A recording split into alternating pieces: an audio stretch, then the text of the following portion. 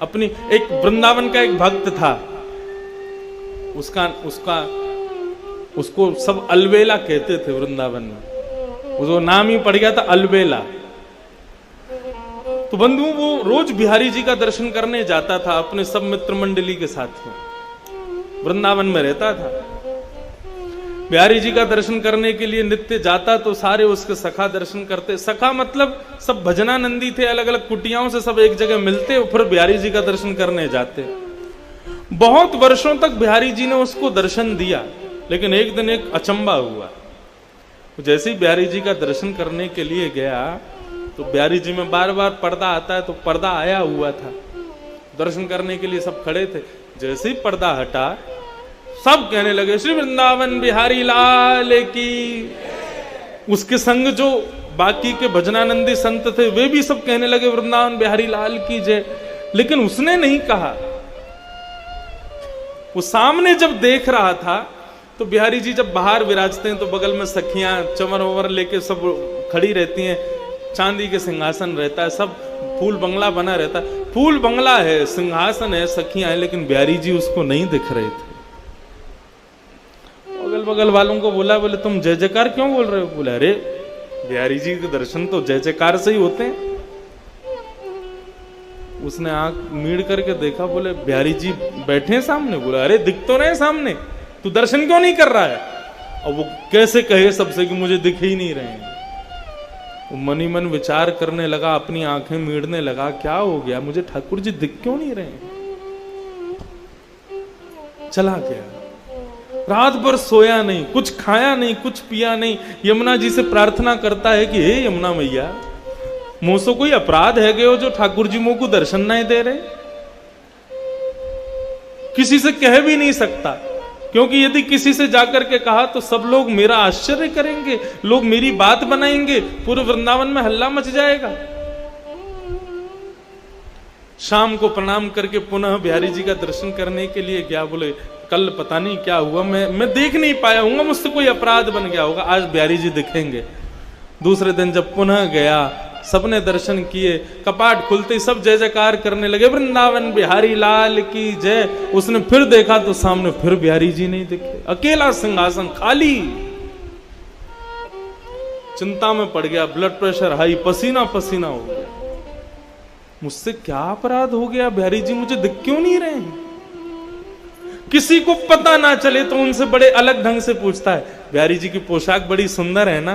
तो बताते हाँ आज तो पीली पोशाक पहनी है, हाँ देखो कमल की माला पहनी है, बिहारी जी का मुकुट कितना सुंदर लग रहा है, बिहारी जी की सुंदर देखो क्या छटा दिख रही है, गाल ऐसे चमक रहे हैं। सुन करके रोने लग जाता, बोले मुझे क्यों नहीं दिख रहे हैं?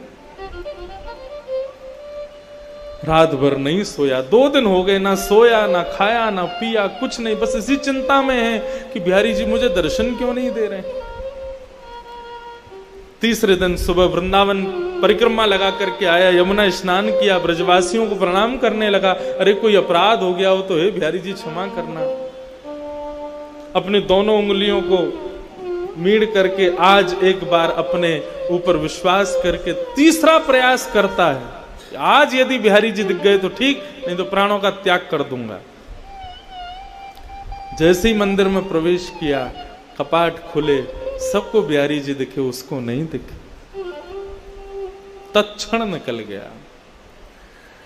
यमुना जल में अपने प्राणों का परित्याग करने का मन बना लिया। बोले जिस देह को बिहारी जी नहीं दिख रहे, उस देह को जीवित रख के क्या फायदा? जिस देह से, जिन कानों से कथा नहीं सुन सकते, जिन आंखों से दर्शन नहीं कर सकते, जिन नाक से ठाकुर जी के चरणों की सुंदर सुगंधी नहीं ले सकते, जिस जीव से ठाकुर जी का प्रसाद नहीं पा सकते, जिन पैरों से प्रदक्षिणा नहीं कर सकते, उस देह का मतलब क्या है रहने का? निकल गया। बोले आज प्राणों का परित्याग कर दूंगा। यमुना के किनारे जाकर के बैठ गया। हे यमुने मैया कृपा करो, मुझसे कोई अपराध है गया? मुझको याद है मैंने ऐसो कछु ना कियो, जाके भाव से ठाकुर जी मुझको दर्शन नहीं दे रहे हैं। यदि मेरा कोई अपराध है, बिहारी जी मुझको दर्शन नहीं दे रहे हैं, तो या दर्शन ना देनो तो एक प्रकार से मेरो वध के समान है, मैं आज अपने प्राण त्याग दूंगा। यमुना जल में प्रवेश करने लगा अपने प्राणों के परित्याग के लिए। तभी एक व्यक्ति वहां पर आया, उसको कुष्ठ रोग हो गया था, उसको एक रोग हो गया था, उसके पूरे शरीर पर, पूरे अंग पर, पूरे मुख पर दाने हो गए थे। उस व्यक्ति ने आकर कहा, अरे महाराज रुको, अपने प्राण मत त्यागो, यदि तुम चले गए तो मेरा बहुत बड़ा घाटा हो जाएगा। बोला तुम्हारा क्या घाटा होगा? बोले बाहर तो आओ, मेरी बात तो सुनो। वो बाहर आए, उन्होंने कहा क्या बात है, क्या कहना चाहते हो? बोले महाराज मेरे को एक त्वचा का रोग हो गया है। बोले अच्छा, तो इसका इलाज करवाऊं, मुझसे क्यों पूछ रहे हो? बोले कि मैंने इलाज करवाया लेकिन मेरा ये दूर नहीं हुआ। मैं वृंदावन आकर के रहने लगा, तभी एक संत ने मुझसे कहा कि भैया यदि तुमको अपना कुष्ठ रोग दूर करना है तो मैंने स्वप्न में तुमको देखा था, और स्वप्न में बिहारी जी ने मुझे प्रेरणा दी कि यदि मेरा भक्त अलबेला इसको कह दे, इसकी गुहार मुझसे लगा दे कि हे बिहारी जी इसका कुष्ठ रोग ठीक कर दो, तो ये ठीक हो जाएगा। अलबेला बोला ये कौन सी विचित्र बात बता रहे हो, तुमको रोग हुआ और मैं बिहारी जी से कहूं कि इसका रोग दूर कर दे, और बिहारी जी तुम्हारा रोग दूर कर देंगे? जो मुझे दर्शन नहीं दे रहे वो मेरी बात से तुम्हारा रोग कैसे दूर कर देंगे? बोले आपका क्या लग जाएगा, आपको केवल इतना ही तो कहना है बिहारी जी इसको ठीक कर दो, मैं ठीक हो जाऊंगा तो सब ठीक हो जाएगा, आप फिर जो चाहो वो कर लेना, इतना कहना ही तो है। उसने कहा ठीक है, तुम्हारी बात मान जाए तो बढ़िया है, मुझे तो दर्शन हो नहीं रहे बिहारी जी के। हे बिहारी जी मेरे से तो कोई अपराध हो गया, मुझे तो दर्शन दे नहीं रहे हो, लेकिन इस भक्त का भाव है यदि मैं कह दूंगा तो ये ठीक हो जाएगा, इसलिए मैं प्रणाम करके कहना चाहता हूं इस भक्त का कुष्ठ रोग ठीक कर दो। जैसे उन्होंने कहा इसका कुष्ठ रोग ठीक कर दो, उसके अंग के सारे रोग दूर होने लगे, एक एक करके उसका समस्त जो जितना भी उसके अंग पर जो भी पीड़ा थी सब दूर हो गई। भक्त देख करके आश्चर्य करने लगा, मेरे को दर्शन नहीं दे रहे, 3 दिन से मुझे दर्शन जिनका नहीं हो रहा वो मेरे एक बार कहने पर तुम्हारे रोग को दूर कर रहे हैं, मुझे समझ नहीं आ रहा ये हो क्या रहा है। इतने में सामने सांवरे सलोने श्री बिहारी जी महाराज प्रकट हो गए, प्रकट होकर के उसको दर्शन दे दिया।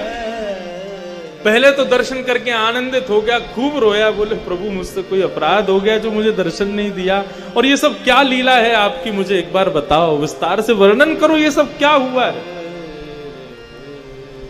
बिहारी जी कितनी अच्छी बात कहते हैं। बिहारी जी बोलते हैं संसार के लोग मेरे मंदिर में आते हैं, सब कोई भी शांत नहीं रहता है, बोलते ही रहते, बोलते ही रहते, बोलते अपने सब कष्ट मुझको बताते हैं, किसी के परिवार में कष्ट, किसी के शरीर में कष्ट, किसी की मैया से दुखी, किसी कोई पत्नी से दुखी, कोई बच्चों से दुखी, सब कष्ट में हैं, सब मुझसे आकर के यही मांगते रहते हैं कि हे बिहारी जी कृपा करो।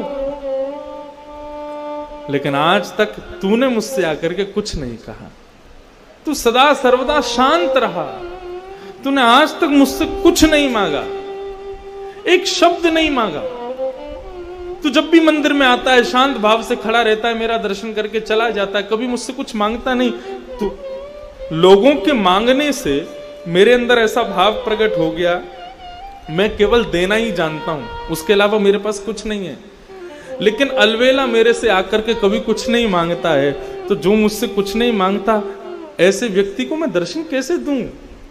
वो मुझसे कभी कुछ मांगता ही नहीं है, उसको दर्शन देने का तो मुझे अधिकार ही नहीं है। मुझे स्वयं पर एक ऋण जैसा लगता है, तू कुछ मांगता नहीं है तो, क्योंकि संसार के लोग मांगते हैं, तू नहीं मांगता ना, इसलिए मुझे ऋण लगता है, ऐसा लगता है मुझ पर लोन चढ़ा दिया तूने, इसलिए उस ऋण से उऋण होना चाह रहा था मैं, इसलिए 3 दिन से भाग रहा था। ऋण मांगने वाले जब आते हैं तो ऋण देने वाला भाग जाता है। ऐसे ही तू रोज आता था तो मैं रोज चला जाता था कि इसका ऋण मुझ पर चढ़ा है, मैं कैसे दूर करूं उस ऋण को। लेकिन आज मैंने एक लीला करवाई, तू 3 दिन से रो रहा था मुझे दर्शन दो दर्शन दो, मैंने कि पहले तेरा ऋण चुकता होगा तभी तुझको दर्शन दूंगा। तो मैंने ऐसी योजना बनाई कि तेरे द्वारा कुछ तो मांगा जाए। तो इस कुष्ठ रोगी का कुष्ठ रोग दूर करने का भाव तूने मुझसे मांगा, तेरा ऋण उतर गया, मैंने तुझको दर्शन दे दिया।